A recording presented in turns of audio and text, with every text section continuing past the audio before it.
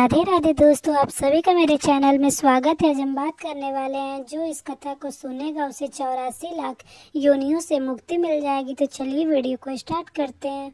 एक बार की बात है, यशोदा मैया अपने लल्ला प्रभु श्री कृष्ण के उलाहने से तंग आ गई और छड़ी लेकर प्रभु श्री कृष्ण की ओर दौड़ी। जब प्रभु श्री कृष्ण ने अपनी मैया को क्रोध में देखा तो वे अपनी बचाव करने के लिए भागने लगे। भागते भागते प्रभु श्री कृष्ण एक कुम्हार के पास पहुँचे।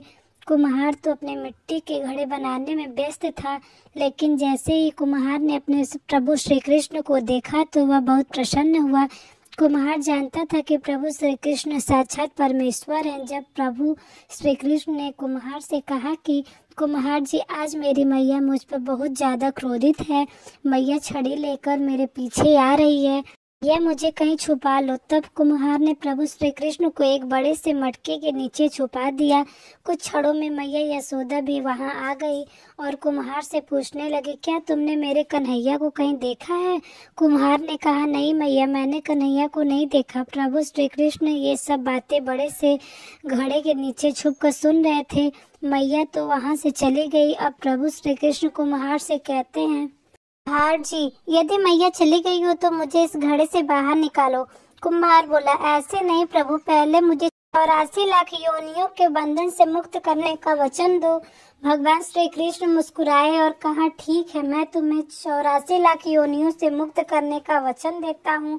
अब तो मुझे बाहर निकाल दो। कुम्हार कहने लगा, मुझे अकेले नहीं प्रभु जी, मेरे परिवार के सभी लोगों को 84 लाख योनियों के बंधन से मुक्त करने का वचन दोगे तो मैं आपको इस घड़े से बाहर निकालूंगा। भगवान श्री कृष्ण कहते हैं, चलो ठीक है, उनको भी 84 लाख योनियों के बंधन से मुक्त होने का मैं वचन देता हूँ। अब तो मुझे घड़े से बाहर निकाल दो। अब कुम्हार कहता है, बस प्रभु जी, एक और विनती है, उसे भी पूरा करने का वचन दे दो तो मैं आपको इस घड़े से बाहर निकाल दूंगा। भगवान श्री कृष्ण बोले, वह भी बता दो, क्या कहना चाहते हो? कुम्हार ने कहने लगा, प्रभु जी, जिस घड़े के नीचे आप छुपे हो उसकी मिट्टी मेरे बैलों के ऊपर लाद कर लाई गई है। मेरे इन बैलों को भी 84 लाख योनियों के बंधन से मुक्त करने का वचन दो। भगवान श्री कृष्ण कुम्हार से प्रेम पर प्रसन्न होकर उन बैलों को भी 24 लाख योनियों के बंधन से मुक्त करने का वचन दिया। भगवान श्री कृष्ण बोले, अब तो तुम्हारी सारी इच्छा पूरी हो गई है, अब तो मुझे घड़े से बाहर निकाल दो।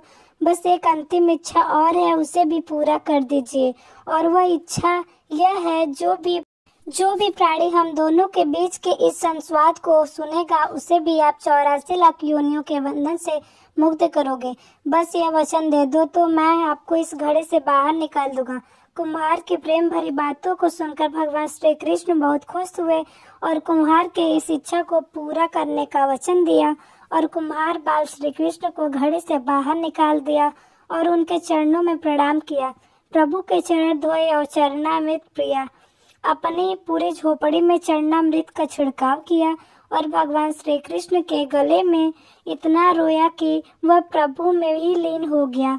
जरा सोच कर देखिए, जो बाल कृष्ण 7 कोस लंबे चौड़े गोवर्धन पर्वत को अपनी अंगुली पर उठा सकते हैं तो क्या वे एक घड़ा नहीं उठा सकते थे?